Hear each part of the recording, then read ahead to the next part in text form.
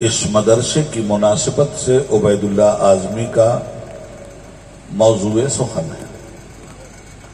میں کوشش اس بات کی کروں گا کہ نہایت آسان جملوں میں آپ تک اپنی بات پہنچا دوں تاکہ میرے سامعین کو سمجھنے میں تھوڑی سی اگر دشواری بھی ہو تو اپنی عقل اور فہم کے اعتبار سے وہ اس کو سمجھ لیں۔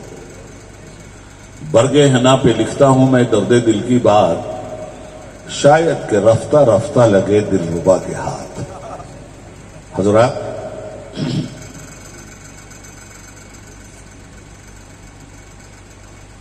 لقد خلقنا الانسان فی احسن تقویم،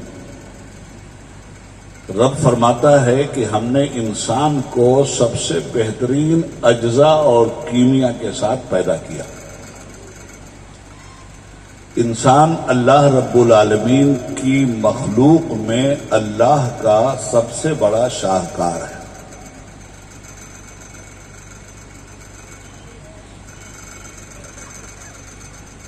آدم علیہ السلام آدمیت اور انسانیت کی ابتدا ہے۔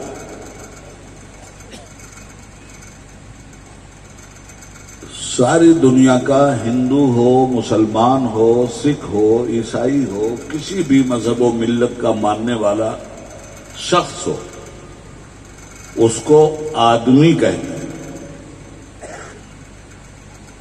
کسی ہندو بھائی سے کہہ دیجئے کہ تم آدمی نہیں ہو تو وہ برا مانے گا، اور ماننا بھی چاہیے۔ وہ فوراً کہے گا صاحب ہم آدمی نہیں ہیں تو کیا آپ کو جانور نظر آتا ہے؟ کسی مسلمان سے کہہ دیجئے کہ تم آدمی نہیں ہو، اس کا بھی یہی جواب ہوگا۔ دنیا میں سارے انسانوں کا اس بات پر اتفاق ہے کہ ہم آدمی ہیں۔ آدمی ہونے کی وجہ کیا ہے؟ پہلے انسان اور پہلے آدمی کا نام تھا آدم۔ آدم کی وجہ سے ہم سب آدمی کہلاتے ہیں، اس لیے کہ انہی سے انسانی نسل چلی۔ قرآن کریم کہتا ہے یا ایھا الناس انا خلقناکم من ذکر و انثی وجعلناکم شعوبا وقبائل لتعارفوا ان اکرمکم عند اللہ اتقاکم ان اللہ علیم خبیر۔ جہاں مسلمانوں کو خطاب کیا ہے، جہاں مسلمانوں کو قرآن نے خطاب کیا ہے، وہاں ایھا المومنون کہہ کے کیا ہے، اور جہاں عام انسانوں کو خطاب کیا ہے وہاں انسان کہہ کے خطاب کیا ہے۔ یا ایھا الناس، اے تمام دنیا کے انسان، ہندو ہو، مسلم ہو، سکھ ہو، عیسائی ہو، سب سے قرآن کہتا ہے اے انسانوں، اور انسان بنا ہے انس سے، مانا ہے اے آپس میں محبت رکھنے والے، اے قومی ایکتا کو ماننے والے، اے آپس میں انسانوں کا رسپیکٹ کرنے والوں، آدر کرنے والوں، احترام کرنے والوں۔ معلوم یہ ہوا کہ وہ آدمی انسان ہی نہیں ہے جو آپس میں ایک دوسرے سے نفرت کرے۔ انسان وہ آدمی ہے جو آپس میں ایک دوسرے سے محبت کر کے انسانیت کے احترام کا راستہ پیدا ہونے والی اگلی نسلوں کو دکھلائے۔ تو آدمی ہونا یہ بڑی بات نہیں، انسان ہونا یہ بڑی بات ہے۔ آدمی تو ہم سب ہیں، اس میں انسان کتنے؟ تو قرآن کہتا ہے یا ایھا الناس، اے انسانوں، اے آدمیوں نہیں کہتا۔ نعرہ تکبیر، نعرہ رسالت، سادات کرام۔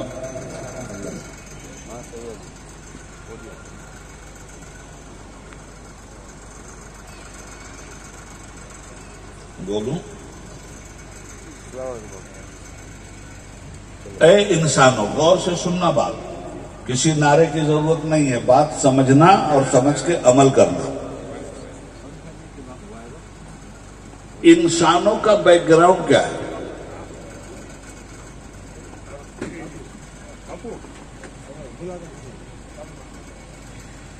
کیا چالو رکھیے؟ سیرت النبی سے بڑا احترام کسی کا نہیں، اور جب سیرت النبی بیان کی جائے تو لوگوں کو چاہیے کہ خاموشی سے آئیں اور خاموشی سے جائیں۔ ہمارے ہاں یہ جو بدعت پیدا ہوئی ہے، اس بدعت نے دین کے نظریے کو سب سے زیادہ نقصان پہنچایا، اور میری عادت بڑی صاف بات کرنے کی ہے بھائی، اسی لیے میں بدنام بھی ہوں۔ یاد رکھیے گا، اللہ و رسول کا ذکر ہو رہا ہے، اس میں کوئی بھی ہو، چھوٹا ہو بڑا ہو، اس کے استقبال اور اس کے احترام کے نعرے کا کیا مطلب ہے، یہ آج تک میں سمجھ نہیں سکا۔ بات قرآن کی ہو رہی ہے، بات حدیث کی ہو رہی ہے، بات عظمت مصطفیٰ کی ہو رہی ہے، کیا ان سے بڑا بھی کوئی آ گیا؟ اگر ان سے بڑا آ گیا تو اس بات کو پیچھے ڈالو، اس کو آگے ڈالو۔ میں سب کے احترام کے ساتھ یہ بات کہہ رہا ہوں، مگر شریعت میں طبیعت کی بات نہیں تسلیم کی جا سکتی۔ شریعت میں طبیعت کو شریعت کے سانچے میں ڈھالنے کا نام ہے اسلام، یاد رکھیے گا اس کو۔ میری گزارش یہ ہے کہ اب کوئی بھی آئے کوئی بھی جائے، میں سب کا احترام کرتا ہوں، مگر سب سے زیادہ احترام ہمیں حدیث مصطفیٰ کا کرنا ہے، قرآن اور فرمان خدا کا کرنا ہے۔ اور جب قرآن کی بات ہو رہی ہو تو ایسی صورت میں قرآن کو دیکھا جائے، کسی اور کو نہیں۔ ایسی صورت میں رسول اللہ کے چہرے پہ نظر رہنی چاہیے۔ ایک بار درود پاک پڑھ لیجئے، صلی اللہ علیہ نبی الامی وآلہ صلی اللہ علیہ وسلم۔ یہ میں اپنے بزرگوں کے احترام کے ساتھ بات کر رہا ہوں، ورنہ آج کا دور تو ایسا آ گیا ہے کہ اتنی سچی بات کہیے تو سچی بات میں بھی کہہ دیا جاتا ہے، ارے صاحب یہ تو گستاخ اہل بیت ہو گئے، یہ تو گستاخ صحابہ ہو گئے، معلوم نہیں کیا کیا ہو گئے۔ بھائی بچو ان سب باتوں سے، شریعت کو سمجھنے کی کوشش کرو۔ اور شریعت کسی کا چہرہ نہیں دیکھتی، شریعت اپنا چہرہ دکھلاتی ہے۔ تو میں یہ آپ سے عرض کر رہا تھا کہ قرآن نے کہا انسان کا بیک گراؤنڈ کیا ہے وہ سمجھ لیجئے۔ یا ایھا الناس انا خلقناکم من ذکر و انثی وجعلناکم شعوبا وقبائل لتعارفوا، اے لوگو، اے انسانوں، ہم نے تمہیں ایک مرد اور ایک عورت سے پیدا کیا۔ عورت کا نام تھا حضرت حوا علیہ السلام، مرد کا نام تھا حضرت آدم علیہ السلام۔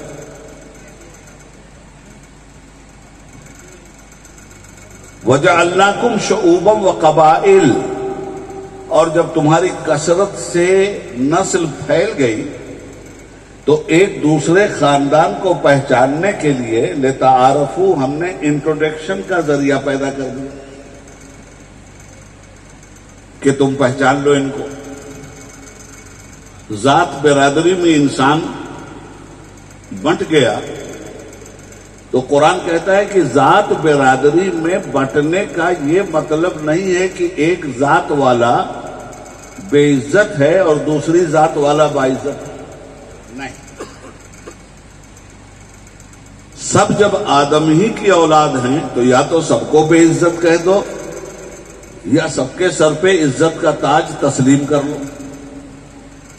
تو قرآن کہتا ہے کہ تمہارا جو آپس میں انٹروڈکشن ہے، ہندی زبان میں پریچے ہے، وہ اس لیے نہیں ہے کہ تم فارورڈ ہو اور وہ بیکورڈ ہے، تم عظیم ہو وہ ذلیل ہے، ایسا نہیں۔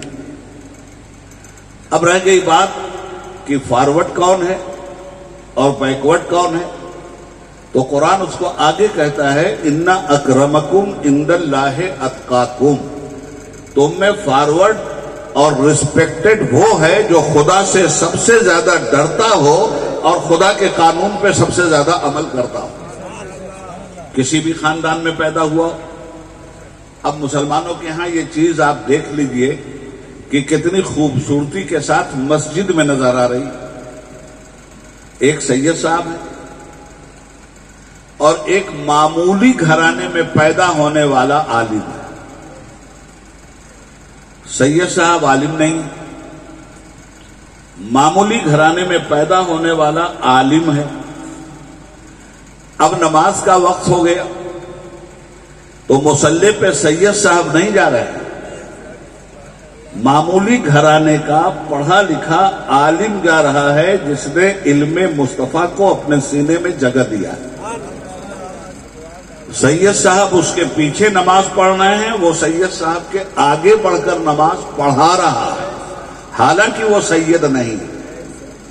اسلام یہی سے یہ ذہن دیتا ہے کہ جو تم میں سب سے زیادہ تقوی والا ہو، پرہیزگار ہو، سب سے زیادہ علم رکھنے والا ہو، امامت کا مصلی اس کے لیے، چاہے وہ کسی گھر میں پیدا ہوا ہو، کسی ذات میں پیدا ہوا ہو. ذات سے بحث نہیں ہے، بحث ہے تقوی سے، بحث ہے پرہیزگاری سے، بحث ہے انسانیت سے، بحث ہے آدمیت سے. یہ آدمیت میں کتنا بلند ہے، یہ انسانیت میں کتنا بلند ہے، یہ علم میں کتنا بلند ہے، یہ تقوی میں کتنا بلند ہے، یہ پرہیزگاری میں کتنا بلند ہے، یہ سنت مصطفیٰ پہ عمل کرنے میں کتنا بلند ہے، یہ قرآن کی تعلیم پہ عمل کرنے میں کتنا بلند ہے، یہ انسانیت کے احترام میں کتنا بلند ہے. ان اکرمکم عند اللہ اتقاکم ان اللہ علیم خبیر. یاد رکھنا جو حرکتیں تم کر رہے ہو اللہ اس کا علم بھی رکھتا ہے اور وہ باخبر بھی ہے تمہاری حرکت سے.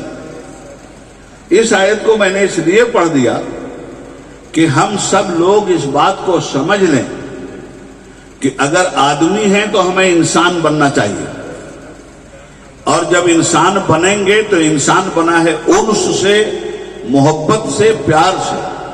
جو پیار کرنے والا ہو وہی انسان ہے. اچھا، انسان سے نفرت کا کیا مطلب اور صرف انسان کی خدمت کا کیا مطلب؟ ہمارے نبی نے تو جانور کی خدمت کا بھی حکم دیا ہے. ہمارے آقا نے مسلم اور ہندو کی وجہ سے کوئی فرق نہیں کیا ہے. انسانیت کے لیے، انسانیت کی عظمت کو حضور نے ہر جگہ سراہا ہے، اور انسانیت کی عظمت کی تبلیغ میرے نبی نے ہر جگہ کی ہے. کیوں کی ہے؟ اس لیے کہ وہ انسانوں کے نبی تھے، وہ صرف مسلمانوں کے نبی نہیں تھے. وہ انسانوں کے لیے رحمت للعالمین بن کر آئے تھے، وہ صرف مسلمانوں کے لیے رحمت للعالمین بن کے نہیں آئے تھے. ان کا پیغام صرف مسلمانوں کے لیے نہیں ہے، ان کا پیغام قیامت کی صبح تک پیدا ہونے والے ہر انسان کے لیے. اب آئیے ہم آتے ہیں اصل موضوع کی طرف. اس انسان کو پیدا کر کے رکھا کہاں گیا؟ غور سے سننا بات. اچھا، سمجھ میں آ رہی ہے کہ نہیں؟ ذرا ایک بار ہاتھ اٹھا کے بتا دو کہ سمجھ میں آ رہی ہے. بس بس بس. میں تو آسمان خطابت سے بہت نیچے اتر کے بات کر رہا ہوں تاکہ آپ آرام سے سمجھ لیں، ورنہ میری زبان کے لیے ذرا مسئلہ پیدا ہو جائے گا آپ کے لیے. تابش خنجر احساس کی آغوش میں جتنی بھی تمنائیں ہیں وہ مجھے مجروح نظر آتی ہیں، اور ساز ہستی سے جتنی بھی آواز نشاط اٹھتی ہے وہ بار ناکامی پہم سے دبتی چلی جاتی ہے. زبان میری یہ ہے، مگر اس زبان کو ابھی پیچھے ڈال کر آپ کو آگے کر رہا ہوں، اور کوشش کرتا ہوں اور میں اپنے علماء سے گزارش کرتا ہوں کہ دعا کریں کہ میں اس امتحان میں کامیاب ہو جاؤں. عرض یہ کرنا چاہتا ہوں آپ سے کہ حضرت آدم علیہ السلام کو کہاں رکھا گیا بھائی؟ جنت میں. سب سنا ہے آپ نے، جانتے ہیں. جنت سے زمین پہ اتارا کیوں گیا؟ جنت میں کھانے کے لیے، پینے کے لیے، پہننے کے لیے، اوڑھنے کے لیے، جینے کے لیے کوئی محنت کرنے کی ضرورت نہیں تھی. اور جو جنت میں جائے گا اسے نہ کھانے کے لیے محنت کرنی پڑے گی، نہ سونے کے لیے، نہ کپڑے کے لیے، نہ زندگی گزارنے کے لیے. ہر چیز وَلَكُمْ فِيهَا مَا تَشْتَهِي أَنفُسُكُمْ وَلَكُمْ فِيهَا مَا تَدَّعُونَ. جس چیز کی تم خواہش کرو گے، ابھی تمہاری خواہش اپنی منزل تک نہیں پہنچی ہوگی، وہ چیز تمہارے سامنے پیش کر دی جائے گی. یہ ہے جنت. جنت میں رکھے گئے آدم علیہ السلام، ٹہل رہے تھے، گھوم رہے تھے، مزے کر رہے تھے. ٹھیک ہے، مگر اکیلے تھے. اب اکیلا آدمی، جنت میں پروانے بھی، جنت میں شمع بھی، جنت میں نہریں بھی، جنت میں پھل بھی، جنت میں خدا کی ہر نعمت، اس کے باوجود آدم علیہ السلام کا دل نہیں لگ رہا. یہ بڑی بھاری مصیبت آ گئی. دیکھو نفس انسانی کو اللہ نے بنایا کیسے ہے. یہ انس چاہتا ہے، محبت. تو جنت میں پریشان تھے آدم علیہ السلام.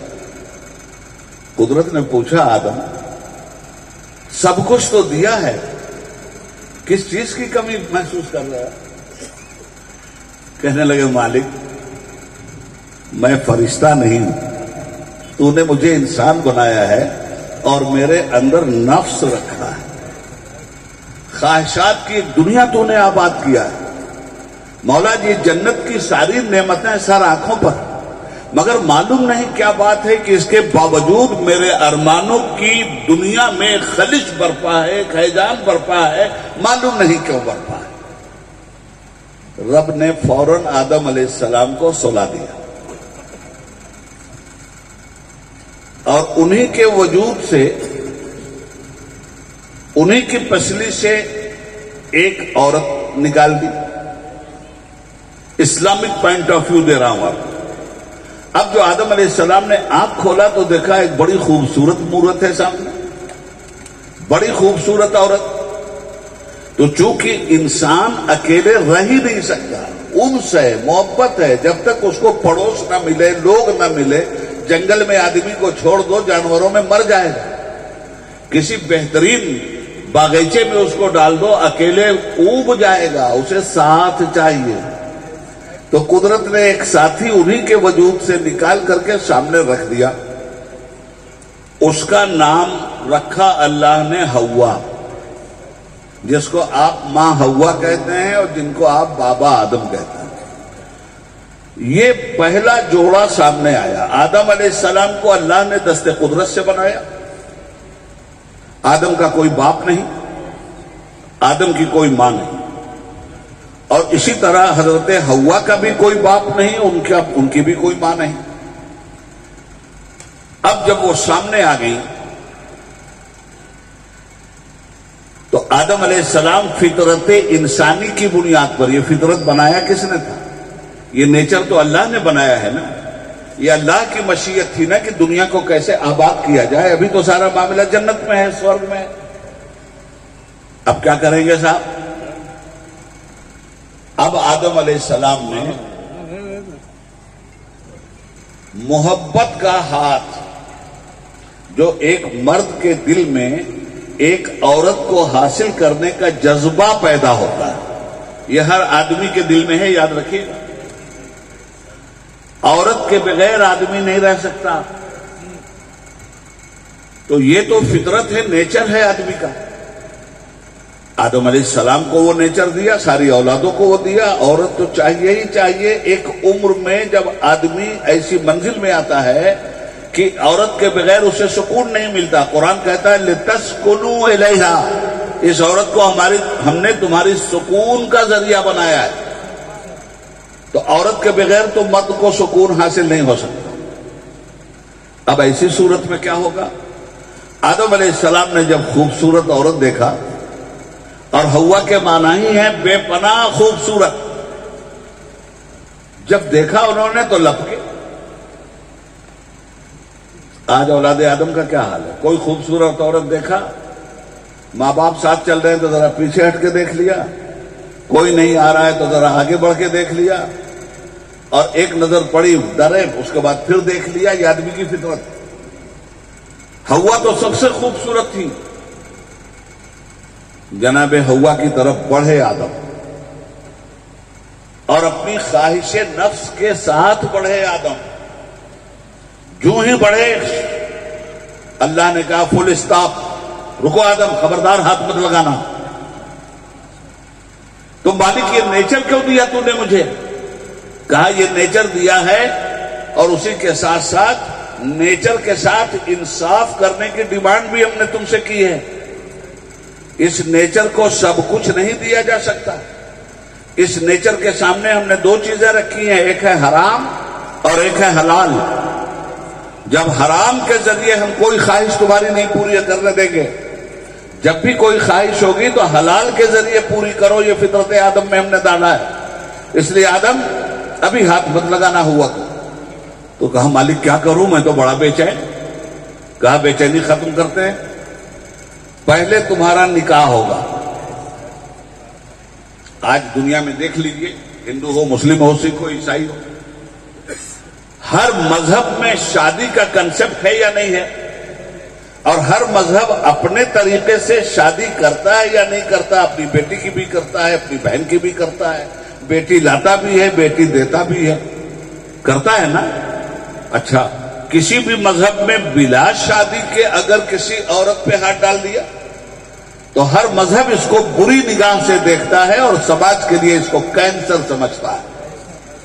آدم علیہ السلام نے جب ہاتھ بڑھایا تو قدرت نے کہا رکو، ہم ضرور ہوا کو تمہارے حوالے کریں گے، مگر پہلے تمہارا نکاح ہوگا ہوا کے ساتھ. یہ ابتدا ہو رہی ہے کہاں؟ جنت میں. اچھا صاحب، تو مالک اور فرمایا ہم مہر طے کریں گے، تمہاری مہر دینی پڑتی ہے نا. کہا مالک ٹھیک ہے، کیا مہر ہے مولا؟ تو کہا 30 مرتبہ تم اور 30 مرتبہ ہوا. جس کے لیے کائنات بنائی ہے اس مصطفیٰ پہ درود بھیجو، سلام بھیجو، یہ تمہارا مہر ہے تمہاری شادی کا. اب چلے صاحب وہاں سے، میاں بیوی آرام سے رہنے لگے جنت میں. آپ نے سنا کہ اللہ تعالیٰ نے کہہ دیا تھا کہ آدم یہ دیکھو ہر نعمت کا استعمال کرنا، مگر ایک چیز پہ ہم پابندی لگاتے ہیں، فلا تقربا هذه الشجرة فتكونا من الظالمین. وہ دیکھو ایک درخت ہے، اس کے قریب مت جانا، اور اگر اس کے قریب تم گئے تو حد سے گزرنے والوں میں ہو جاؤ گے. اللہ کی مشیت کو زمین پہ بندوں کو اتار کر بندوں کو نیابت دینی تھی، تو اسباب ایسے پیدا کیے کہ انسان کو زمین پہ اتارا جائے. میاں بیوی اس درخت کے قریب چلے بھی گئے، نیت نہیں تھی جانے کی. وہ ہوتا ہے نا، ہماری نیت نہیں ہے صاحب یہاں آنے کی، مگر بھول کے آگے.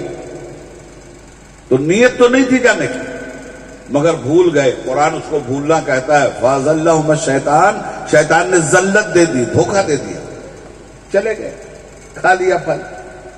اب کیا ہوا؟ فَبَدَتْ لَهُمَا سَوْآتُهُمَا وَطَفِقَا يَخْصِفَانِ عَلَيْهِمَا مِنْ وَرَقِ الْجَنَّةِ. دونوں میاں بیوی کے کپڑے از خود اتر گئے، دونوں ننگے ہو گئے. اب انہوں نے کیا کیا؟ جلدی جلدی درخت کے پتے بڑے بڑے پکڑے اور جلدی جلدی اپنے بدن کے اس حصے کو چھپانا شروع کیا جس کو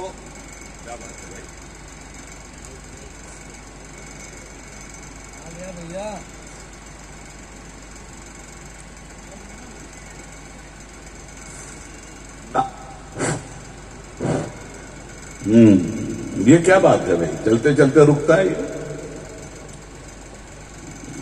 کرونا تو نہیں ہوا اس کو؟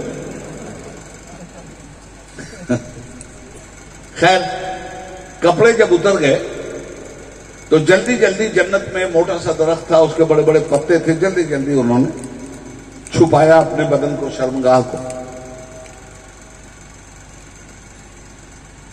قرآن کریم درخت کا نام لیتا ہے. کون سا درخت تھا، کون سا پیڑ تھا، یہ قرآن نہیں بتاتا. مگر قرآن سے پہلے جو آسمانی کتابیں اتری ہیں، جیسے موسیٰ علیہ السلام کی توریت میں دنیا بھر کی تبدیلی کیا ان کے علماء نے. اس کے باوجود کچھ اصلی مسائل اور سچی عبارتیں، آیتیں رہ گئیں. توریت اس درخت کا نام بتاتا ہے. توریت کہتا ہے اس درخت کا نام تھا انجیر. یہ انجیر کے بڑے بڑے پتے تھے. قرآن کہتا ہے نا والتین، میں قسم کھاتا ہوں انجیر کی. چلیے اس سبجیکٹ پہ ہم کبھی بات کر لیں گے. ہم آتے ہیں اپنے اصل موضوع کی طرف. آدم علیہ السلام کا امتحان جنت ہی میں لے لیا گیا کہ منع کرنے کے بعد بھی اس انسان کی فطرت میں بھول رکھی گئی ہے. ایک ہوتا ہے جان بوجھ کر گناہ کرنا، ایک ہوتا ہے گناہ کرنے کا ارادہ نہیں تھا مگر گناہ ہو گیا. اب کیا کرے آدمی؟ ہرگز ارادہ نہیں تھا آدم علیہ السلام کا کہ اس درخت کے قریب جائے اور اس کا پھل کھائیں، مگر بھول ہو گئی. تو جب آدمی سے بھول ہو جائے تو آدمی کرے کیا؟ چیز کو تو غلط سمجھتا ہے، بھول ہو گئی اب کیا کرے؟ ربنا ظلمنا انفسنا وان لم تغفر لنا وترحمنا لنكونن من الخاسرین. آدم علیہ السلام نے کہا اے اللہ یہ تو ہم سے بڑا ظلم ہو گیا، ہم چاہتے نہیں تھے، بھول ہو گئی مالک، ہم نے اپنے اوپر ظلم کر لیا. اگر تو ہمیں نہیں بخشے گا اور اگر تو ہمیں نہیں معاف کرے گا تو ہم تو نقصان اٹھانے والوں میں ہو جائیں. فتاب علیہ انہ هو التواب الرحیم. اللہ نے ان کی توبہ قبول کر لیا.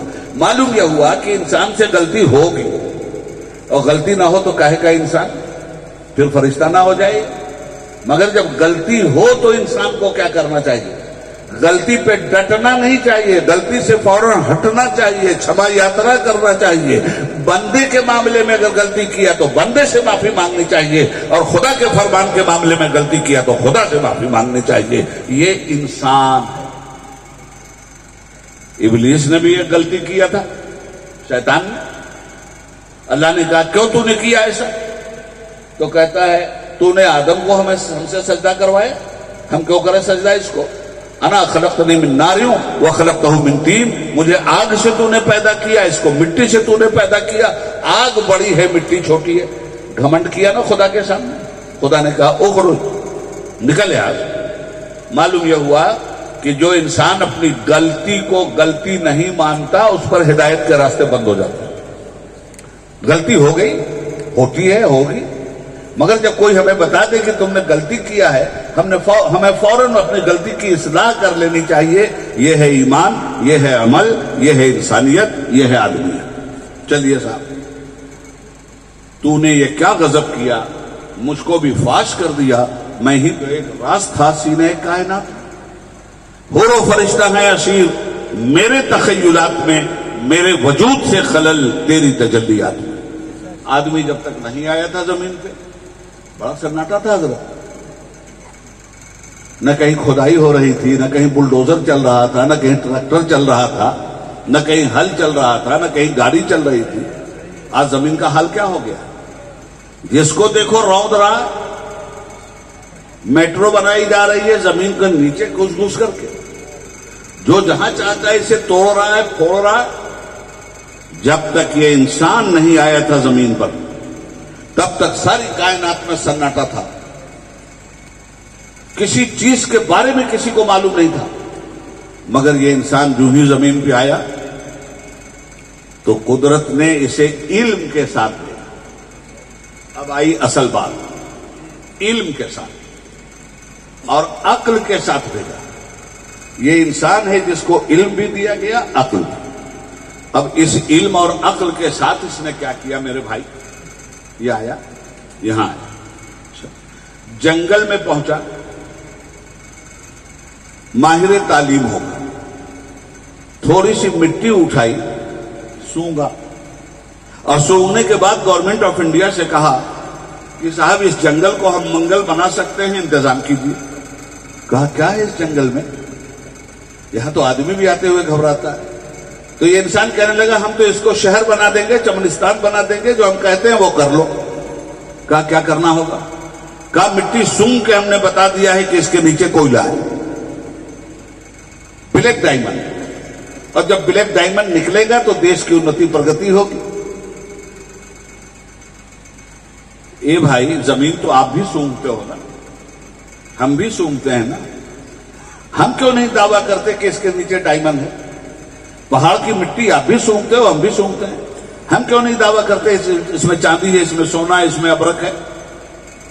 اس کا دعویٰ کرنے کے لیے اس علم کا استعمال کرنا پڑے گا جس علم کو اللہ نے انسان کو عطا فرمایا ہے. اب قرآن کریم جب نازل ہوا تو سب سے پہلے قرآن نے اسی کی بات کی. ابھی تھوڑی دیر میں اذان ہو، مؤذن اذان پکارے، اس کے بعد نماز ہوگی. نماز آپ پڑھیں گے بھی پڑھائیں گے. یہ نماز کی آیتیں کب اتری میرے بھائی؟ بہت بعد میں. اقیم الصلاۃ، نماز قائم کرو، بہت بعد میں اتری ہے یہ آیت. قرآن میں 6666 آیت ہے مہاراج. 6666 آیتوں میں یہ آیت کی نماز قائم کرو بہت بعد میں اتری. وآتوا الزکات، زکات دو، چیریٹی کرو، یہ بھی بہت بعد میں اتری. شراب کے حرام ہونے کی بھی بہت بعد میں اتری. زناکاری کے حرام ہونے کی آیت بہت بعد میں اتری. جوا اور لاٹری کے خلاف بہت بعد میں آیت اتری. انما الخمر والمیسر والانصاب والازلام رجس من عمل الشیطان، یہ شیطان کے کام ہے. ولا تقربوا الزنا انه كان فاحشا وساء سبیلا، زناکاری کے قریب بھی مت جانا، یہ بری راہ ہے. سود کو حرام کر دیا گیا، بعد میں یہ ساری آیتیں اتری ہیں، یاد رکھیے گا. مرنے کے بعد تمہاری جائیداد کیسے بٹے گی، وصیت کی ساری آیتیں بعد میں اتری، سب بعد میں اتری. ہجرت کرنے کی بعد میں اتری، جہاد کرنے کی آیت بعد میں اتری، لباس پہننے کی آیت بعد میں اتری، کھانے پینے کی آیت بعد میں اتری، حرام حلال کی آیت سب بعد میں اتری. اگر پہلے ہی اتر جاتی تو حرام کی ڈیفینیشن بتاتا کون، حلال کی ڈیفینیشن بتاتا کون. نماز قائم کرو، کیسے نماز قائم کریں، ان تمام تر چیزوں کی جانکاری کے لیے علم چاہیے، اور علم ہی کا نام ہے جانکاری. تو قرآن کی 6666 آیتوں میں سب سے پہلے آیت جو اللہ تعالیٰ نے اپنے نبی کو عطا فرمائی وہ ہے اقرا بسم ربک، پڑھو. جب تعلیم ہوگی تب جانو گے کہ نماز کیا ہے اور اس کے فائدے کیا. جب تعلیم ہوگی تب جانو گے یا ایھا الذین آمنوا کتب علیکم الصیام کما کتب علی الذین من قبلکم لعلکم تتقون. روزہ کیا ہے تب تمہیں پتہ چلے گا. ان الصفا والمروہ من شعائر اللہ، اللہ کی نشانیاں یہ صفا مروہ. اس وقت تمہیں پتہ چلے گا کہ کیوں نشانیاں ہیں جب علم تمہارے پاس ہوگا. اگر علم ہی نہیں ہے تمہارے پاس تو تم آدم کی وراثت کے حقدار نہیں ہوئے. ہمارے باپ کو جو دولت دی گئی تھی، قرآن کہتا ہے اس کا نام ہے علم. وَعَلَّمَ آدَمَ الْأَسْمَاءَ كُلَّهَا، ہم نے آدم کو ہر چیز کے نام بتائے، ہر چیز کی جانکاری دی. آدم علیہ السلام کو یہ بھی معلوم تھا کہ فیوچر میں یہ لاؤڈ اسپیکر پیدا ہوگا. آپ اس لاؤڈ اسپیکر کو تو دیکھتے ہیں مگر اس کا کام کیا ہے؟ تو آدم علیہ السلام کو صرف چیزوں کا نام نہیں بتایا گیا، وہ کام کیا کرتی ہے وہ بھی بتایا گیا. آدم علیہ السلام کو یہ معلوم تھا کہ یہ لاؤڈ اسپیکر ہے اور اس کے ذریعے لوگوں تک دور تک آواز پہنچانا ہے. کوئی ایسی چیز نہیں، اس لیے کہ قرآن کہتا ہے وَعَلَّمَ آدَمَ الْأَسْمَاءَ كُلَّهَا، ہم نے اپنے آدم کو ہر چیز کا نام سکھا دیا اور ہر چیز کیا کرتی ہے وہ بھی بتا دیا. اب یہیں رک کر کے عقیدے کی ایک بات آپ کے دل دماغ میں اتارنا چاہتا ہوں کہ جناب آدم علیہ السلام کو وَكُلَّهَا کہہ کے جب سارے علوم دیے گئے تو آدم جس کے صدقے میں پیدا ہوئے ہیں محمد مصطفیٰ کا علم کیا ہوگا صلی اللہ علیہ وآلہ وسلم. میرے بھائی وقت کم ہے اور میرا موضوع سمندر کی طرح پھیلا ہوا ہے، گہرا بھی ہے، پھیلا بھی ہے، اس میں سونامی بھی ہے، بل کھاتی موجیں بھی ہیں، ڈوبا کر زندگی دینے کا طریقہ بھی. لوگ ڈوب کے فنا ہو جاتے ہیں مگر قرآن و حدیث کے سمندر میں ڈوبیے تو یہ فنا بقا کا جامہ پہن لیتی ہے. پڑھو. سب سے پہلی بات قرآن نے کہی کیا؟ تعلیم. پڑھو اقرا بسم ربک، مگر کنڈیشن لگا دی پڑھنے. رب کا نام ساتھ میں لے کر پڑھو. جس نے پیدا کیا اس کا نام ساتھ میں لے کر پڑھو.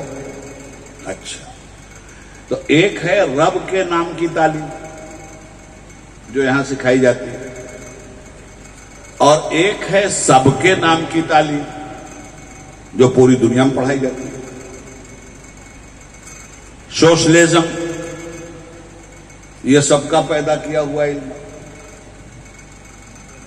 سیکولرزم یہ بھی ایک علم ہے، کمیونزم یہ بھی علم ہے۔ اب تو ایسا وقت آ گیا کہ فاشزم کا بھی نام علم رکھ دیا گیا ہے، کمیونلزم کا بھی نام علم رکھ دیا گیا ہے۔ تو کمیونلزم سے بچنے کے لیے، فرقہ پرستی سے بچنے کے لیے، بے ایمانی سے بچنے کے لیے، ظلم سے بچنے کے لیے اور انسانیت کو بچانے کے لیے خدا نے کہہ دیا سب سے پہلے کہ علم حاصل کرو مگر میرے نام کے ساتھ۔ جب میرا نام لے کر علم حاصل کرو گے تو میں ظلم نہیں چاہتا، اور تمہارے پاس جو علم آئے گا وہ ظلم کے خلاف استعمال ہوگا، ظلم کے لیے استعمال نہیں ہوگا۔ میں بندوں کی تباہی نہیں چاہتا، اور علم کے ذریعے کیا بندوں کی تباہی نہیں ہو رہی ہے؟ یہ ہیروشیما پہ بم جو برسایا جن لوگوں نے وہ جاہل تھے؟ یہ ناگاساکی کو جن لوگوں نے تباہ کیا کیا وہ جاہل تھے؟ سب پڑھے لکھے لوگ۔ یہ بینک لوٹ کر جو ہندوستان سے بھاگ گئے جاہل تھے؟ سب پڑھے لکھے لوگ۔ یہ فرقہ پرستی جو لوگ پھیلا رہے ہیں دیش میں یہ جاہل ہیں؟ یہ سب پڑھے لکھے لوگ ہیں۔ یہ بے ایمانی جو لوگ کر رہے ہیں کیا یہ جاہل ہیں؟ یہ حکومت کا خزانہ جو خالی کر رہے ہیں کیا یہ جاہل ہیں؟ جو انسانیت کو اپنی خود غرضی کے لیے لوٹ رہے ہیں کیا وہ جاہل ہیں؟ جو اپنے ماننے والوں کی لاشوں پر اقتدار کی کرسی رکھ کر کہے ابلیس لگاتے ہیں کیا وہ جاہل ہیں؟ نہیں، جاہل اتنا بڑا کام کر ہی نہیں سکتا۔ یہ سب پڑھے لکھے لوگ۔ تو کیوں علم کے ساتھ فساد کیوں آیا؟ ایجوکیشن کے ساتھ ظلم کیوں آیا؟ ایجوکیشن کے ساتھ فرقہ پرست حکومت کیوں آئی؟ ایجوکیشن کے ساتھ ظالم حکمراں کیوں آئے؟ ایجوکیشن کے ساتھ انسانیت کو بانٹنے والے شیطان انسانوں کے لباس میں کیوں نظر آئے؟ اس لیے کہ انہوں نے رب کا تصور کر کے علم حاصل نہیں کیا تھا، شیطانوں کے تصور سے انہوں نے علم حاصل کیا تھا، جس کے نتیجے میں یہی علم انسانیت کے لیے عذاب بن گیا۔ آج دنیا کسی ملک پر قبضہ کرتی ہے تو کرتی کیا ہے؟ عراق پہ قبضہ کیا امریکہ نے، کیا کیا؟ بم برسائے۔ لیبیا پہ قبضہ کیا، کیا کیا؟ بم برسائے۔ افغانستان پہ قبضہ کیا، کیا کیا؟ بم برسائے۔ ان کا علم جب آوارہ ہو جائے، علم جب باغی ہو جائے، علم جب کنڈیشن سے ہٹ جائے، علم جب رب کے تصور سے الگ ہو کر پرواز کو تولے تو دنیا میں بم برستے ہیں انسانوں پر۔ مگر یہی علم جب رب کے نام کے ساتھ سامنے آئے تو مکے میں کون سا ظلم تھا جو 13 سال تک صحابہ پہ نہیں کیا گیا؟ مکے میں کون سا ظلم تھا اور کون سا آتنکوادی کوڑا تھا جو نبی کریم صلی اللہ علیہ وسلم کے عاشقوں پہ نہیں آزمایا گیا؟ خود نبی پاک پر وہ نہیں آزمایا گیا۔ یہ طائف کی دھرتی پہ رسول اللہ کے قدموں سے بہتا ہوا خون، یہ مکے کی سرزمین پر رسول اللہ کے پیر کے نیچے کانٹے بچھانے والی عورت، یہ مکے کی سرزمین پر کیا بگاڑا تھا میرے رسول نے؟ وہ کہہ رہے تھے اپنی بیٹیوں کو زندہ دفن مت کرو، یہ جرم تھا ان کا، ان کی نگاہ میں۔ وہ کہہ رہے تھے انسان سب برابر ہیں، سارے انسانوں کو ایک ساتھ رکھو، یہ جرم بن گیا ان کے نظر میں۔ وہ کہہ رہے تھے ظلم اور ناانصافی کا خاتمہ ہونا چاہیے، عورتوں کی عزتیں نہیں لوٹی جانی چاہیے، یہی تو بات کر رہے تھے انسانیت کے پیغمبر، اور یہی چیز ان لوگوں کی نگاہ میں جرم بن گئی تھی، جس کے نتیجے میں صحابہ کو انہوں نے قتل بھی کیا تھا، آگ کے حوالے اس طرح کیا تھا کہ ایک کھجور کا کھمبا گاڑ کر حضرت عثمان کا چچا انہیں الٹا لٹکا دیتا تھا، اور مرچی کا دھواں نیچے سے دیا جاتا تھا کہ محمد کی بات مت مانو۔ میں کہتا ہوں محمد صلی اللہ علیہ وسلم آخر کہہ کیا رہے تھے کہ نہ مانا جائے؟ وہ کہہ رہے تھے آدمی سب برابر ہیں، اس میں نہ ماننے والی کون سی بات ہے؟ وہ کہہ رہے تھے بیٹیاں خار نہیں ہیں، گلے کا ہار ہیں، وہ بیٹیوں کو قتل ہونے سے بچا رہے تھے، کون سی بری بات کہہ رہے تھے؟ وہ غریبوں کو کہہ رہے تھے کہ غریب امیر کوئی کسی گھر میں پیدا ہوا حالات کی بنیاد پر، امیر وہ ہے جو خدا سے زیادہ ڈرتا ہو، ان کی یہ باتیں پسند نہیں کی گئی. 13 سال تک مارا گیا ان لوگوں کو اور آخر میں نبی کا وطن بھی ان سے چھین لیا گیا. 440 کلومیٹر کی دوری پر میرے مصطفیٰ نے مدینے میں اپنی ہجرت گاہ بنائی اور وہاں سے پھر اسلام چلا. عرض یہ کرنا چاہتا ہوں کہ اتنا ظلم ہوا تھا، مگر اسی ظلم کے بعد جب مکہ فتح کیا ہے میرے نبی نے، اسی مکہ سے جس سے نکالے گئے تھے، جب وہ مکہ فتح کیا ہے رسول اللہ نے، تو ایک صحابی کو سب کچھ یاد آ گیا کہ کتنا ظلم کیا تھا مکہ والوں نے. انہوں نے نعرہ لگا دیا الیوم یوم الملحمہ. غور سے سننا بات، صحابی نے، سب کو یاد آ گیا ان کو کہ بچوں کو انہوں نے قتل کیا، بوڑھوں کو قتل کیا، ہمارا گھر دوار چھینا. آج تو ہم فتح کر رہے ہیں. تو دنیا جب کسی ملک کو فتح کرتی ہے تو کیا کرتی ہے، وہ دکھایا میں نے آپ کو. آج مکہ مسلمان فتح کر رہا تھا، رسول پاک کی فاتح عالم کی قیادت میں مکہ فتح ہو رہا تھا. اب کیا کریں، سب سہمے ہوئے تھے. اور ایک صحابی نے نعرہ لگا دیا الیوم یوم الملحمہ. آج کا دن مکے میں خون بہانے کا دن ہے، ایک ایک سے بدلہ لینے کا دن ہے، ایک ایک ظالم کی ٹکا پوٹی کر دینے کا دن ہے. جب رسول پاک کو یہ معلوم ہوا تو حضرت محمد صلی اللہ علیہ وسلم نے فرمایا اس کیپٹن سے میرا جھنڈا لے لو اور اس کیپٹن کے بیٹے کو میرا جھنڈا دے دو. سن لینا غور سے بات. صحابی کا کیا قصور تھا بھائی؟ ان کو سارے جذبات یاد آ رہے تھے، مسلمانوں پہ کتنا ظلم ہوا تھا. وہ کہہ رہے تھے ایک ایک سے بدلہ لے. الیوم یوم الملحمہ، آج کا دن خون بہانے کا دن. حضور کو یہ بات پسند نہیں آئی تو اللہ کے حبیب نے اس صحابی سے جھنڈا لے لیا. صحابی کہتے ہیں دوست کو، ساتھی کو، اور ان کے بیٹے کو جھنڈا دیا. کہا تیرے باپ نے اعلان کیا ہے الیوم یوم الملحمہ، آج کا دن خون بہانے کا دن ہے. میری طرف سے اعلان کر الیوم یوم المرحمہ، آج کا دن معاف کر دینے کا دن ہے. اب علماء بیٹھے ہیں یہاں، سادات بیٹھے ہیں یہاں. میں ایک باریک سا نقطہ آپ کو بتاؤں جو علمی ہے. ملحمہ اور مرحمہ، لام ہٹا دو ملحمہ کا تو مرحمہ بن جاتا ہے، اور مرحمہ میں لام ڈال دو، رے ہٹا کر تو ملحمہ بن جائے گا. صحابی نے کیا کہا؟ آج کا دن بدلہ لینے کا دن. ایک حرف کو ہٹا کر میرے رسول نے اپنے معافی ضمیر کو کس طرح دنیا کے سامنے رکھا ہے. ایک ہی حرف کو ہٹایا ہے حضور نے. انہوں نے ملحمہ کہا تھا، لام ہٹا کے حضور نے مرحمہ کہہ دیا. انہوں نے کہا تھا قتل کر دینے کا دن ہے، اور رسول کہہ رہے تھے مانا کہ یہ مجرم ہیں مگر آج معاف کر دینے کا دن ہے. معلوم یہ ہوا کہ دنیا اللہ کے علم سے الگ ہٹ کر اگر علم حاصل کرتی ہے تو انسانیت پہ بم برساتی ہے، اور اللہ کے علم کے ساتھ اللہ کو یاد کر کے اگر انسانیت پہ فتح پائی جاتی ہے تو دنیا نے تو انسانیت پہ بم برسایا تھا، میرے رسول نے مکہ فتح کر کے انسانیت پہ پھول برسایا تھا.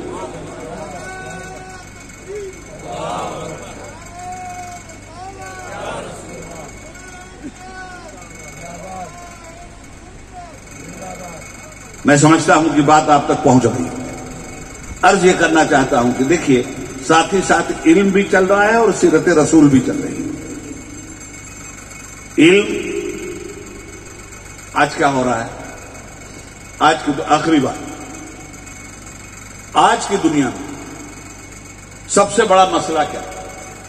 دیکھو کچھ مسائل ایسے ہوتے ہیں جو صرف ایک برادری کے ہوتے ہیں، کچھ مسائل ایسے ہوتے ہیں جو صرف ایک خاندان کے ہوتے ہیں، کچھ مسائل ایسے ہوتے ہیں جو صرف ایک قوم کے ہوتے ہیں، کچھ مسائل ایسے ہوتے ہیں جو صرف ایک ملک کے ہوتے ہیں، مگر کچھ مسائل ایسے ہوتے ہیں جو ساری دنیا کے لیے ہوتے ہیں. کرونا صرف ہندوستان کے لیے تھا یا ساری دنیا کے لیے؟ ساری دنیا کے لیے نا. تو کچھ انعامات ایسے ہوتے ہیں جو ساری دنیا کے لیے ہوتے ہیں، اور کچھ عذاب ایسے ہوتے ہیں جو ساری دنیا کے لیے ہوتے ہیں. اچھا، تو ساری دنیا کے لیے آج کا سب سے بڑا مسئلہ کیا ہے؟ غور سے سننا بات. آج کا سب سے بڑا مسئلہ ساری دنیا کے لیے اکانومی کا ہے، معاشیات کا، اقتصادیات کا. ملکوں کے خزانے خالی ہو رہے ہیں، ہر ملک تباہی کی طرف جا رہا ہے، ہر ملک تباہی کی طرف جا رہا ہے۔ کیوں؟ اس لیے کہ اس ملک کے حکمرانوں نے اپنے ملک کو اقتدار کے نشے میں چور ہو کر اتنا لوٹ لیا کہ جن کے پاس کھانے کو پیسہ نہیں تھا، آج ان کے پیسے سوئٹزرلینڈ میں جمع ہیں۔ اسی طرح ہر ملک کے صاحبان اقتدار نے انسانیت کا خون نچوڑ کر آدمیت کو تباہ و برباد کر رکھا ہے۔ میں دونوں طرح کے علم کا کمپیریزن کر رہا ہوں۔ اللہ کی یاد سے غافل ہو کر جو علم حاصل کیا جاتا ہے، وہ علم انسان کو کچلنے کی طرف لے جاتا ہے، اور اللہ کو یاد کرتے ہوئے جو علم حاصل کیا جا سکتا ہے، وہ علم کچلی ہوئی انسانیت کو خوشحالی کی راہ پر گامزن کرتا ہے۔ سب کے نام سے آج علم حاصل کیا گیا، مگر پوری دنیا کا سب سے بڑا سنکٹ کیا ہے دوستو؟ پوری دنیا کا سب سے بڑا سنکٹ اکنامک سیکٹر ہے۔ امریکہ بھی آج لرز رہا ہے کہ آنے والے دنوں میں ہم کیا کھائیں گے۔ چھوڑ دو ہندوستان کی بات، یہاں تو فرضی نعرہ لگتا ہے، مگر جو ملک ساری دنیا کو لوٹ کر اپنے پاس دولت جمع کیے ہوئے ہے، اس ملک کے اندر بھی ہیجان برپا ہے کہ آنے والے وقت میں اکانومی کیسے سدھرے گی۔ معلوم یہ ہوا کہ یہ اکانومی کا میٹر صرف ہندوستان اور پاکستان اور افغانستان اور جاپان کا نہیں ہے، یہ اکانومی کا میٹر انٹرنیشنل ہے، ساری دنیا حیران ہے، لرز رہی ہے۔ کیوں بھائی؟ کیا غلہ ختم ہو گیا جو ہندوستان میں 38 کروڑ لوگ بلا کھائے ہوئے سو جاتے ہیں؟ جگت گرو بننے جا رہا ہے۔ پہلے 38 کروڑ بھوکوں کو کھلا لو، اس کے بعد جگت اردو کی بات کرنا فرضی گرو۔ عرض یہ کرنا چاہتا ہوں حضرات کہ یہ اکانومی کا مسئلہ بڑا بھینکر ہے، اور اس کو پورا کرنے کے لیے، اپنا بجٹ مکمل کرنے کے لیے دنیا کے پاورفل ملک کر کے رہے ہیں، غریب ملکوں پہ حملہ کر رہے ہیں، ان کی دولت لوٹ رہے ہیں، اور اپنے کو مجبور اور ان کو اپنے کو مضبوط ان کو کنگال کر رہے ہیں۔ سننا، یہ بہت اہم بات کر رہا ہوں، یہ سب کے نام کی تعلیم کا نتیجہ ہے۔ اب آؤ رب کے نام کی تعلیم کا نتیجہ بتا دوں۔ اقرا بسم ربک، پڑھو مگر رب کا نام ساتھ میں لے کر۔ جب میرے مصطفیٰ نے اس طرح اپنے صحابہ کو پڑھایا تھا، جب محمد صلی اللہ علیہ وسلم کی تعلیم آپ کے اندر اس طرح پیدا ہوئی تھی، تو حضور کے دنیا سے جانے کے بعد اسلامی حکومت کا حاکم کون تھا؟ حضرت ابو بکر صدیق رضی اللہ تعالی عنہ۔ اے بھیا، اے بھائی صاحب ذرا ہٹیے، نہیں یہ سب گڑبڑ نہ کیجیے، میں اٹھوں کے چلا جاؤں گا۔ میں بالکل پسند نہیں کرتا کہ تقریر کے بیچ کسی طرح کی بات ہو۔ رسول پاک صلی اللہ علیہ وسلم نے جب تعلیم عام کی، کیا فرمایا؟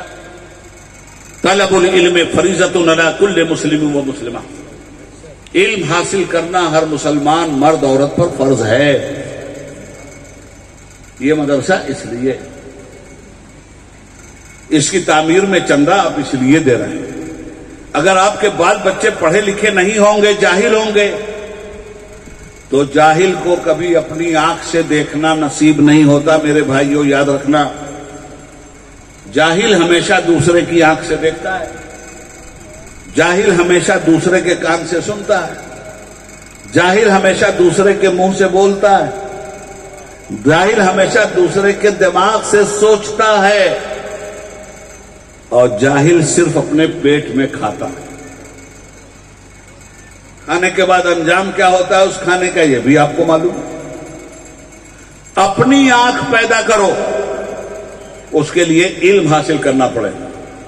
علم ایک آنکھ دیتا ہے، علم کان دیتا ہے، علم زبان دیتا ہے. ابھی دوسرے کے کہنے پہ چل پڑے، چاہے وہ صحیح راستے پہ لے جا رہا ہو کہ غلط راستے پہ. جب علم نہیں ہوگا تو یہ ہوگا، اور جب علم ہوگا اور کوئی آپ کو راستہ دکھائے گا تو چلنے سے پہلے آپ کو معلوم ہو جائے گا کہ یہ غلط راستے پہ لے جا رہا ہے یا صحیح راستے پہ لے جا رہا ہے. اس لیے قرآن کریم نے سب سے پہلی جو بات کی وہ تعلیم کی بات کی. اقرا بسم ربک، پڑھو، رب کا نام ساتھ لے کر، سب کا نام ساتھ میں لے کر کے پڑھ رہے ہیں. قانون داں ہیں، ماہر قانون ہیں، ماہر معاشیات ہیں، اکانومی کے سپر مین ہیں، اور دنیا کنگال ہے. جب اسلام کے دوسرے حاکم حضرت عمر رضی اللہ تعالیٰ عنہ کا زمانہ آیا تو سنیے اللہ کے نام سے علم حاصل کرنے کا انقلاب کیسے آیا. اور حضرت عمر کی حکومت کوئی ٹٹپجیا حکومت تھی، جگت گرو وہ تھے. کیوں؟ آپ کی حکومت صرف ہندوستان میں ہے، ذرا پاکستان میں تو قدم رکھ لیجیے. پاکستان کی حکومت پاکستان میں ہے، ذرا انڈیا میں تو پیر رکھ لے. افغانستان کی حکومت افغانستان میں ہے، ذرا جاپان میں تو قدم رکھ لے. یہ چھوٹی چھوٹی ٹٹپجیا حکومت کو آپ بڑا مہان سمجھ رہے ہیں. آئیے دکھاتا ہوں مہان حکومت. حضرت عمر کی حکومت، اسلام کے سیکنڈ خلیفہ کی حکومت. یہ افغانستان آج ایک ملک ہے نا، ان کے زمانے میں ایک صوبہ تھا.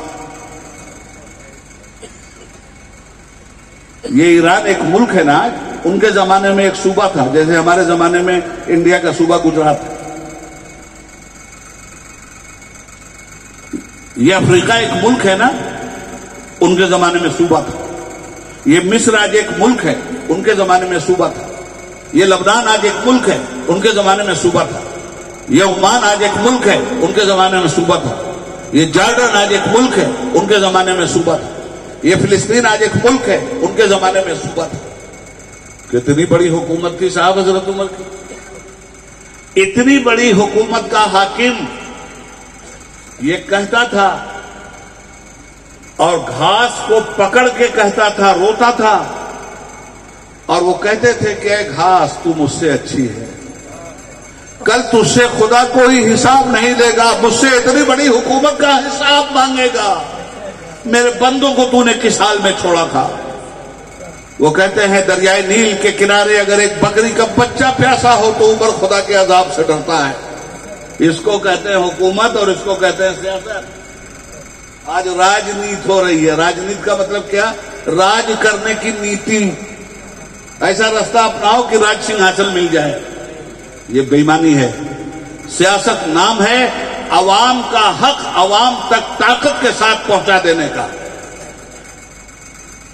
یہ ہے اسلام کا تصور سیاست. تو حضرت عمر کے زمانے میں صاحب آخری بات کہہ رہا ہوں، کیا ہوا؟ حضرت عمر نے ایک قانون پاس کیا. یہ زکوٰۃ ہے نا، زکوٰۃ. جس مسلمان کے پاس اتنا مال ہو کہ اس مال پہ سال گزر جائے اور وہ خرچ نہ ہو، اس بیلنس پہ اسلام 2.5% زکوٰۃ رکھتا ہے کہ یہ 2.5% غریبوں کا حصہ ہے.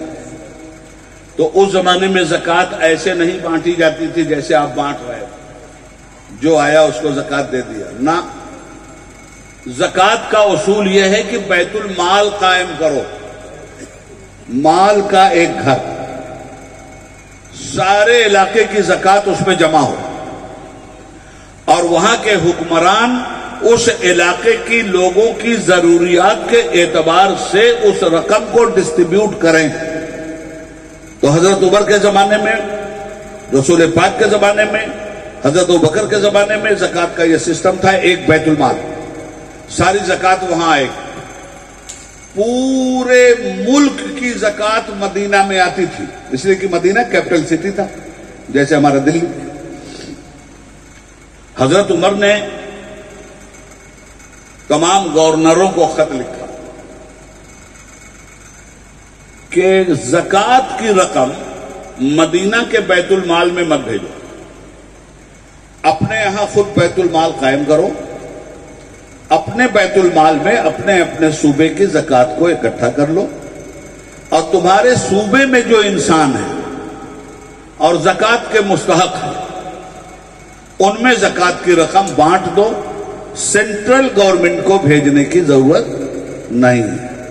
آج تو سینٹرل گورنمنٹ صوبائی گورنمنٹ کا سب کچھ مال کھا لیتی ہے، پھر بھی کہتی ہے ہم یتیم ہیں۔ ہاں حضرات، آرڈر پاس ہو گیا، ہر صوبے نے اپنے اپنے صوبے میں زکوٰۃ بانٹ دی۔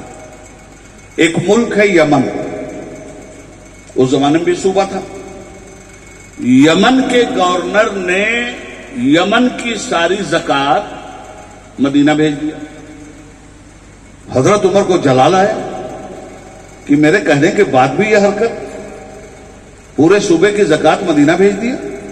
طلب کر لیا گورنر کو، گورنر آئے مدینہ شریف، کہا جب میں نے آرڈر پاس کر دیا تھا کہ صوبے کے بیت المال میں پورے صوبے کی زکوٰۃ کو اکٹھا کر کے غریبوں میں بانٹ دو، تو تم نے مدینہ کیوں بھیجا؟ اب سنیے جواب ان کا، آپ کا اقبال سلامت رہے، رسول اللہ کا دین سلامت رہے، اقرا بسم ربک کی آیت سلامت رہے۔ اے حضرت عمر، میرے صوبے میں اسلامی نظام حکومت کے تحت جو حکومت آپ چلا رہے ہیں، یہ اتنی شاندار حکومت ہے کہ میرے صوبے میں ہر آدمی اپنی جیب میں ہزار ہزار دینار لے کر دن بھر گھومتا ہے کہ کوئی زکوٰۃ کا مستحق مل جائے، کوئی ملتا ہی نہیں۔ تو جب ایک آدمی دوسرے آدمی سے کہتا ہے بھائی اگر کوئی غریب آدمی ہو تو پتہ بتا دو، میں اسے زکوٰۃ کا پیسہ دے دوں، پوچھا کتنا پیسہ لے کے گھوم رہے ہو؟ کہا 1000۔ اس نے اپنا دامن اٹھایا، کہا میں 10,000 لے کے گھوم رہا ہوں، شام ہو گئی کوئی نہیں ملا۔ تو کہا سرکار جب کوئی لینے ہی والا نہیں ہے اور سب کے سب خوشحال ہے تو آخر اس رقم کو میں لے کہاں جاتا مدینہ کی کیپٹل سٹی کے علاوہ؟ بتانا یہ چاہتا ہوں کہ جب اقرا بسم ربک کے تحت تعلیم حاصل کی گئی تھی اور رب کے فرمان کے مطابق حکومت کی گئی تھی، اکانومی کا کوئی مسئلہ نہیں تھا۔ آج رب سے بغاوت کر کے حکومت کی جا رہی ہے، اس لیے ہر ملک کو اکانومی کا عذاب جھیلنا پڑ رہا ہے۔ ہم مدرسے کو اس لیے قائم کرتے ہیں، پیر صاحب کو میں مبارکباد دیتا ہوں، پیر لوگ اپنی ذات ہی کے لیے نذرانے شکرانے لے کر اپنا محل نہیں تعمیر کرتے ہیں۔ کچھ لوگ ہیں جن سے اللہ کی پناہ اور اللہ ایسے پیروں سے بچائے قوم، مگر ایسے لوگ جو لوگ ملت کے پیسے کو ایسی عظیم الشان عمارت میں تبدیل کر کے اپنے وجود کی قربانی دے رہے ہیں، یہ ہیں وہ لوگ جو اس تصور کے ساتھ تعلیم دینا چاہتے ہیں اقرا بسم ربک، پڑھو رب کا نام ساتھ میں لے کر۔ ایک ڈاکٹر اگر دین کی تعلیم سے لیس ہو کر MBBS ہوا ہے، ایک انجینئر اگر دین کی تعلیم کے ساتھ انجینئر ہوا ہے، تو یہ پل جو بن رہا ہے فلائی اوور، ابھی بامبے میں ایک جگہ ہے بائک اللہ، نہ پل بنتے دیر ہوئی نہ پل کو ڈھاتے دیر ہوئی۔ کیوں بھیا؟ انجینئر صاحب کے علم سے وہ پل ڈھہ گیا۔ جس پل کو 50 سال کی گارنٹی دی گئی وہ 50 مہینہ نہیں چلا، ڈھہ گیا۔ کیوں؟ اس لیے کہ رب کے نام کے ساتھ انہوں نے تعلیم نہیں حاصل کی تھی، اور انہوں نے بے ایمانی کیا کیا؟ ایک کڑھائی سیمنٹ میں 20 کڑھائی بالو ڈال دیا، وہ ڈھہتا نہیں تو ہوتا کیا؟ جبکہ فارمولا ہے ایک کڑھائی سیمنٹ میں 4 کڑھائی بالو ڈالیے تو عمارت مستحکم ہوتی ہے۔ علم کے غلط استعمال نے انجینئر صاحب کو جیل بھی پہنچایا اور لوگ اس پل کے نیچے دب کر مر بھی گئے۔ اگر علم کا صحیح استعمال ہوتا اور اقرا بسم ربک پہ عمل ہو گیا ہوتا تو انجینئر یہ سوچتا کہ یہ 20 کڑھائی بالو کے ذریعے جو رشوت خوری میں کر رہا ہوں، اگر ایمانداری سے میں اسے بنا دوں تو تنخواہ تو میری مل ہی رہی ہے، مجھے جو کیریکٹر کا انعام ملے گا اس سے بڑی دولت کیا ہو سکتی ہے۔ ایک ڈاکٹر، آج آپ جاؤ بڑے بڑے ہاسپٹلوں میں اور جانے کے بعد دیکھو مریض تڑپ رہا ہے، ہارٹ کا مریض ہے، فوراً علاج چاہیے، فوراً آپریشن چاہیے، डॉक्टर साहब की डिमांड है पहले 10 लाख रुपया रख दो, उसके बाद ऑपरेशन। अगर इकरा बिस्म रब्बिक पढ़ करके ये गया होता, अगर ये इस्लामी तालीम के साथ डॉक्टर बना होता तो ये कहता तुम्हारा 10 लाख रुपया मेरा राजिक नहीं है, जिसने मुझे इल्म बख्शा है वो मेरी रोजी देने वाला है, तुम पैसा दो चाहे ना दो, इसको मरने नहीं दूंगा, अपनी ताकत भर और ले चल के मैं इसका इलाज करूंगा। तो अल्लाह दस्ते गैब से ऐसे लोगों को नवाजता है। फिर सबसे बड़ी दौलत ये दुनिया का माल थोड़ी है, सबसे बड़ी दौलत कैरेक्टर की दौलत है, सबसे बड़ी दौलत किरदार की दौलत है। इसलिए मेरे भाई बहुत वक्त ले लिया मैंने आपका, मगर ये सारी बातें आपको समझाना जरूरी थी। चिराग इल्म नबी हर तरफ जलाएंगे, जहां से कुफ्र की तारीकियां मिटाएंगे, जिन्हा में धूम मची है कि चंद दीवाने रसूल पाक का गुलशन नया सजाएंगे। हमारा हाथ है खाली, हुजूर भर दीजिए, करम हुआ तो इमारत नहीं बनाएंगे। उबैद इतना न घबरा, जरा तो सब्र करो, यहां से इल्म के महताब जगमगाएंगे। मैं आखिर बात कह के अपनी बात खत्म करता हूं कि तालीम दीन के साथ साथ दुनिया के माश की तालीम का भी मदरसे में बंदोबस्त होना चाहिए, ताकि आपका बच्चा सिर्फ इल्म दीन ही हासिल करके ना निकले, इल्म माश भी हासिल करके निकले। इल्म दीन तो रिमोट कंट्रोल है दोस्त, याद रखना। हमारे हर काम का रिमोट कंट्रोल कौन सा है? इल्म दीन। हम हराम खाने जा रहे हैं, अगर इल्म दीन है ये रिमोट कंट्रोल चेक कर लेगा। हम बेहुदगी कर रहे हैं, ये रिमोट कंट्रोल उस बेहुदगी को चेक कर लेगा, याद रखना इस बात को। तो मदरसा कैसा होना चाहिए, आखिरी बात। और ये उबैदुल्लाह आजमी की बात नहीं है, जिसने करोड़ उबैदुल्लाह आजमी के उस्तादों को पैदा किया है, ये उसकी बात है। उनका नाम है इमाम अहमद इब्ने हम्बल रहमतुल्लाह ताला अलैह, जिनके मानने वाले हम्बली कहलाते हैं। और हुजूर गौसुल आजम भी हम्बली थे। गौसुल आजम हम्बली थे, ख्वाजा साहब हनफी थे, मखदूमे माहिम शाफई थे। इस मुल्क में मालिकी कौन लोग हैं अभी तक मुझे नहीं मालूम, अरब में है, हो सकता है यहां भी। तो उनके पास बादशाह पहुंचा और बादशाह ने जाने के बाद कहा हुजूर मैं मदरसा खोलना चाहता हूं। सुनिए आखिरी बात, कहा क्या करना चाहते हो? कहा मदरसा खोलना चाहता हूं। क्या फरमाते हैं आप? फरमाया जरूर मदरसा खोलो, मगर मदरसे में पढ़ने वाले मौलवी को आलिम होने के साथ साथ कोई हुनर भी सिखला देना। कहा हुजूर ये क्यों? कहा हुनर सीखेगा तो हुनर बेच के खाएगा, और सिर्फ इल्म दीन सीखेगा तो इल्म दीन बेच के खाएगा। इसलिए उसको दुनियावी भी इल्म दो और दीन का भी इल्म दो, ताकि दीन की खिदमत इल्म बेच करके न करे, दीन की खिदमत दीन बेच करके न करे। इंजीनियर बन के माशियात का अपने पेट भरे, डॉक्टर बनकर अपनी माशियात को दिन दूनी रात चौगुनी तरक्की दे। रब्बुल आलमीन हमारी कौम को शऊरे इल्म दे दे। रब्बुल आलमीन उस इल्म पर हमें अमल करने की तौफीक अता फरमा दे। या अल्लाह, जो कुछ भी मैंने अर्ज किया है अपनी आदत के मुताबिक तेरी बारगाह में दुआ के लिए हाथ उठाता हूं कि रब्बुल आलमीन मैंने खुलूस के साथ जो कुछ मुझे आता था मैंने बयान कर दिया, मगर इस बयान में अगर मुझसे कोई शरई गलती और खामी हुई तो ये अल्लाह मैं हर जलसे की तरह इस जलसे में भी अवाम को गवाह बनाकर तेरी बारगाह में अपने गलत जुमलों से खुली हुई तौबा करता हूं, खुले हुए शिर्क से तौबा करता हूं, छुपे हुए शिर्क से तौबा करता हूं, खुले हुए कुफ्र और खुले हुए बिदअत और खुराफात से तौबा करता हूं। या अल्लाह हम सबों को साबित कदम ईमान पर रख और ईमान ही पे हमारा खात्मा फरमा। कुछ रहे या न रहे, पर ये दुआ है कि अमीर आखिरी वक्त सलामत मेरा ईमान रहे। साये अब्र करम हो मेरी तुरबत पर, साये अब्र करम हो मेरी तुरबत पर। कुश्ते इश्क़े मोहम्मद की ये पहचान रहे। खूब की शहर चमन फूल चुने शाद रहे। बाग मां जाता हूं गुलशन तेरा आबाद रहे। वस्सलामु अला मन इत्तबल हुदा। खुदा हाफिज। सलाम अलैकुम व रहमतुल्लाहि व बरकातहू।